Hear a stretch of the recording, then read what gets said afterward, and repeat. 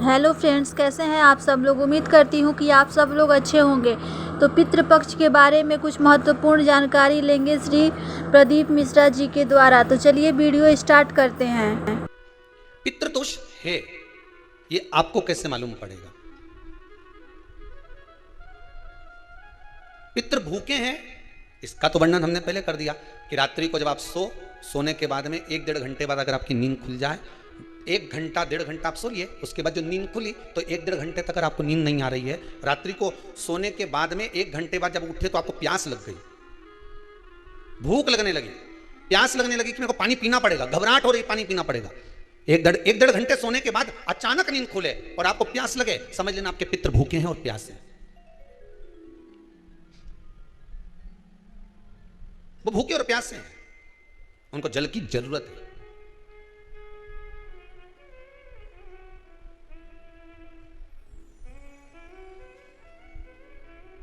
किसी भी नदी में, सरोवर में, कुंड में, बावड़ी में, तालाब में, आप तीर्थ में जाकर जब स्नान करते हैं तो स्नान करने के बाद एक काम का नियम बना लो कि अपने हाथ की अंजलि में जल लेकर अपने पूर्वजों को देना। प्यासे रहते हैं, भग मांगते हैं।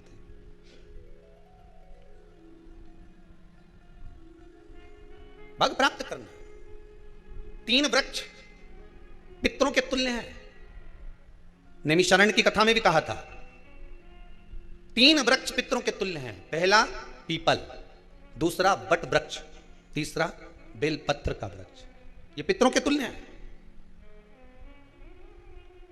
अगर आपको रात्रि में नींद नहीं आ रही है, ऐसा लगता है कि रात्रि को 1 घंटा 1.5 घंटा सोने के बाद कुछ गलत गलत विचार आने लगते हैं, नींद सुबह 3 बजे तक 4 बजे तक नहीं आती, 4 बजे के बाद फिर नींद आती है, तो एक प्रैक्टिकल जरूर कर कर देखना। एक प्रैक्टिकल करने में क्या जाता है, प्रयास करने में क्या कुछ जाता है क्या? प्रैक्टिकल कर कर देखना कि कहीं सियोर वाला महाराज झूठ तो नहीं बोल रहा, तो प्रैक्टिकल करने में कुछ नहीं जाए। 1 लोटा पानी लो, उसमें थोड़ा सा कच्चा दूध डाल लीजिए, श्राद्ध पक्ष चल रहा है, बेलपत्री का पेड़ या पीपल का पेड़ या बट का पेड़, इन पेड़ के नीचे ले जाकर उस दूध को दोपहर में सुबह 10 बजे से लेकर 12 बजे के बीच में ले जाकर चढ़ा दीजिए। रात्रि को फिर ना आपको प्यास लगेगी ना भूख लगेगी, नींद एक बार लगी तो सुबह ही खुलेगी। प्रैक्टिकल करने में क्या जाता है? पानी डालने में तुम्हारा कुछ जाएगा? अरे बोलो तो सरी, हमें तो 10 रुपया का दूध जरूर उसमें, और तुम इतनी चतुर हो, इतना सारा दूध थोड़ी डालोगी, तो 2 घंटा लगेगा। कहाँ तुम इतना डालने वाली हो?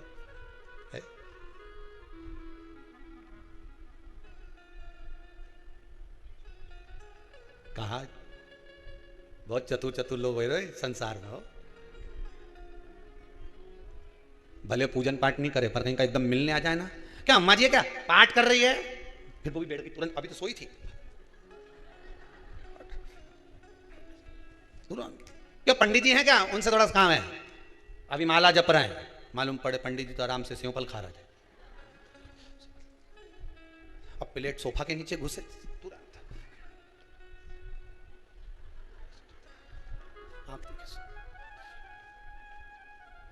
प्रैक्टिकल करने में क्या जाता है, कुछ भी नहीं बिगड़ेगा, ये तो बस जल डालोगे तो तुम्हारा ही कुछ अच्छा हो सकता है, बाबा की कृपा है।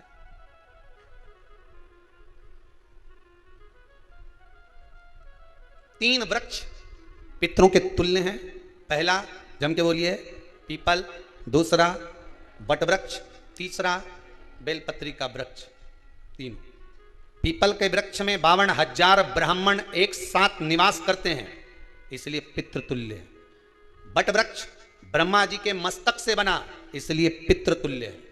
और बेलपत्री का वृक्ष माता पार्वती जी के अश्रु से बना, जब आंसू गिरे थे माता जगत जननी जगदम्बा पार्वती के, उस समय पर पितृलोक में हलचल उत्पन्न हो गई थी, हमारी नातिन की आंख में आंसू कैसे आ गए। मैनावती की पुत्री है,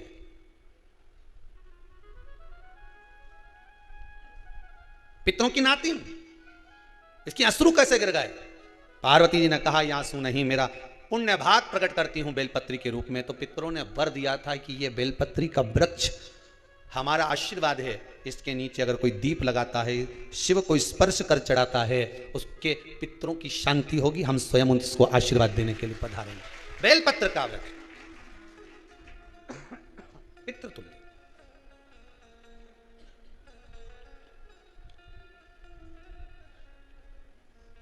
तो रात्रि को अगर भूख लग रही है, प्यास लग रही है, तो पितृदोष। दूसरा पितृदोष का लक्षण बताया, घर में कोई शुभ कार्य ना हो, वंश की वृद्धि ना हो, 1 रुपये कमाओ, 1.25 रुपये खर्च हो रहे हैं, पैसा 10 जगह से कमाई आ रही है पर घर में टिक नहीं पा रही है, आया गया, पितृदोष। जरा सी कटोरी पड़ी है, उसके पीछे विवाद चालू हो जाए, पानी ढुल गया उसके पीछे विवाद हो जाए, या छोटी छोटी बात में घर में क्लेश मचा हुआ है, पितृदोष है। समझ लो हमारे पूर्वज हमसे खुश नहीं, प्रसन्न नहीं। कोई कहता है गुरुजी श्राद्ध बड़े बेटे को करना चाहिए कि छोटे को करना चाहिए? शिव महापुराण की कथा कहती है, अगर जायदाद का पूरा हिस्सा बड़े ने लिया हो और तुमने अपनी माता का दूध ना पिया हो तो एक ही को कर लेने दो। अगर माता का दूध पिया है और अगर एक अंगूठी भी ली है, जरा सा एक कपड़ा भी अगर सास का लिया है, तो श्राद्ध तो तुझे करना ही पड़ेगा, करना ही पड़ेगा। तूने मेरा दूध पिया है तो बिल्कुल जम के तो बोलो। अगर तुमने उनका कुछ खाया है तो अब एक काम और हो सकता है, गुरुजी वो श्राद्ध अगर हम नहीं करें और बड़े भैया करें और हम उन्हीं के यहाँ चले जाएं तो चले जा, मना कौन कर रहा है? पूड़ी का तेल तू ले जा, खीर का दूध 2 थैली तू खरीद के ले जा, जितना वहां वो सेवा करे उतनी सेवा तुम करो। गलत है क्या? जायदाद का भी तो हिस्सा किया था। सुई की नोक के बराबर नहीं दूंगा ने, ईंट इधर खसकी है तो हमारी इधर खसका दीजिए, हमारी बसियत में इतना लिखा है तो फिर बसियत में ये भी लिख के जाना चाहिए था। मैं तो क्यों सबके, तुम डरो मत ही रहे एक भी। जब छोरा छोरी के जब सब सामान प्रॉपर्टी दो ना, जमीन दो ना, जायदाद दो ना, सारा सामान छोरा छोरी के दो, तो उनके लिख के भी जाओ कि हमारी श्राद्ध कर दे अच्छे से, नहीं तो भूतड़ी बन के सुनाऊंगी।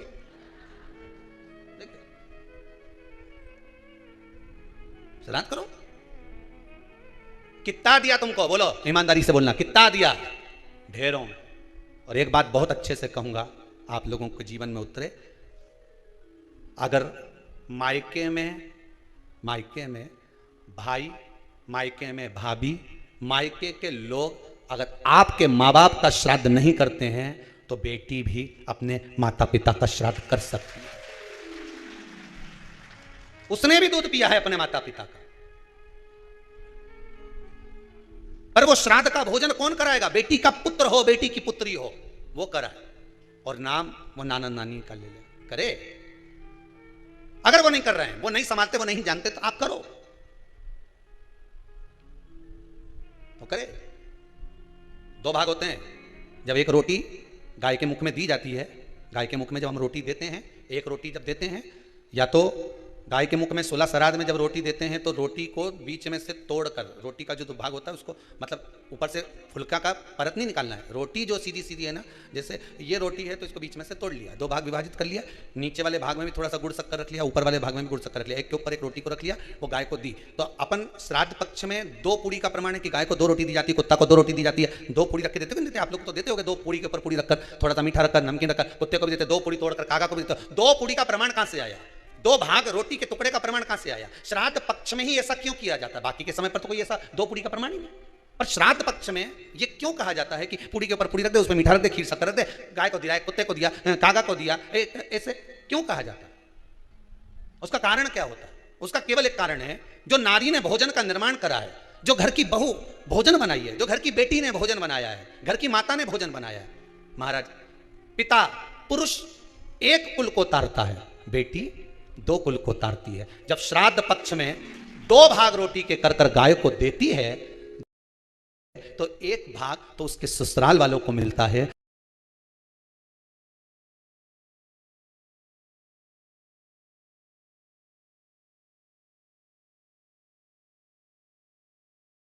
मायके को भी मिले, ससुराल को भी। जब गया जी का पिंड होता है तो नाना नानी सबका स्मरण कराया जाता है। 2 भाग पुण्यता प्राप्त।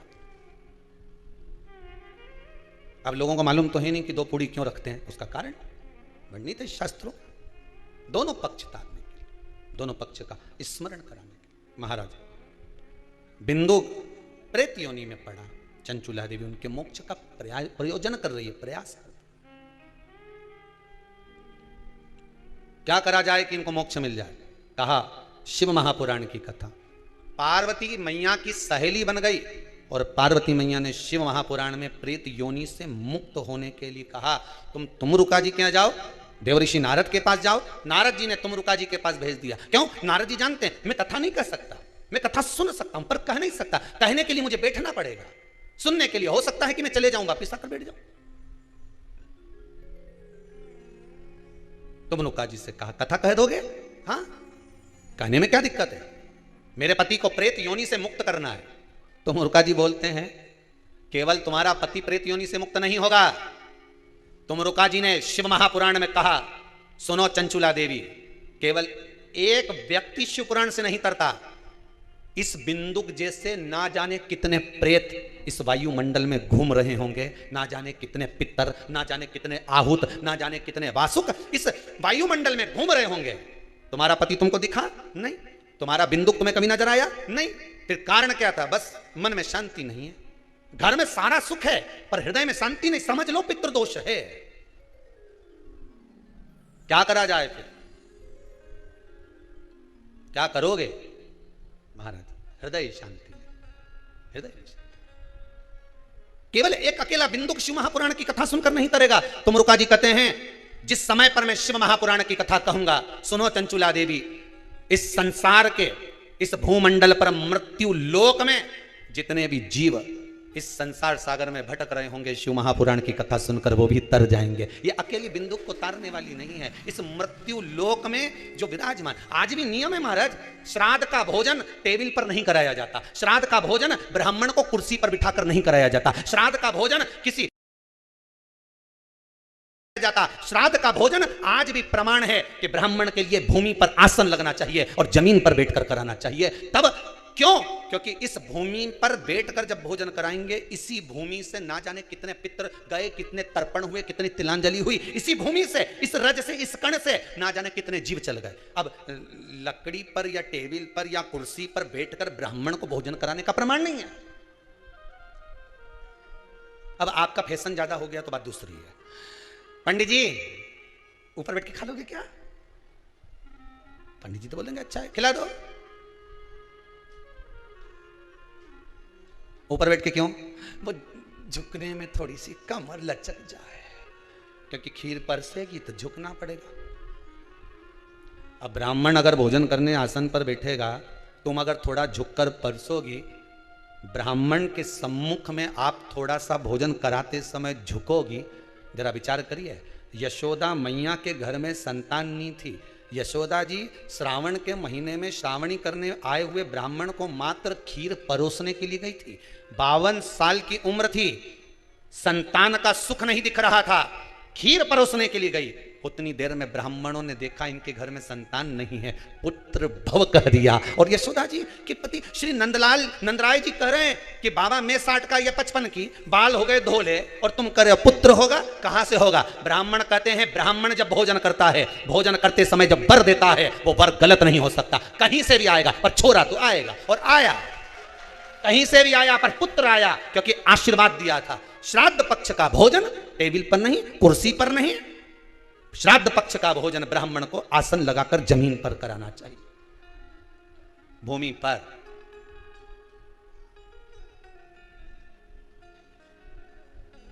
अब आजकल के ब्राह्मण भी थोड़े नीचे,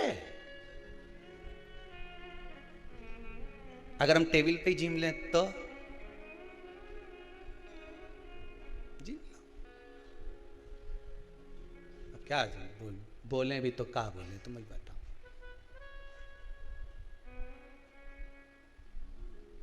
थोड़ा सा भाग भूमि का हो महाराज, तर्पण तिलांजलि सब भूमि पर। हम तो जो जजमान हवन करने के लिए भी जो जजमान लोग नाम लिखाए हैं पितरों के लिए, तो हम उनको भी कहते हैं कि कुर्सी पर बैठकर आहुति छोड़ने से अच्छा है आप बैठो मनानी पर, पहले सबसे पहले भूमि पर 10 मिनट बैठो, पर बैठकर आहुति छोड़ो, उसके बाद भले आप स्टूल लगाओ, कुर्सी लगाओ, आपकी मर्जी, पर 10 मिनट 5 मिनट तो आप भूमि पर बैठो, उन जीवों के लिए, उन जीवों के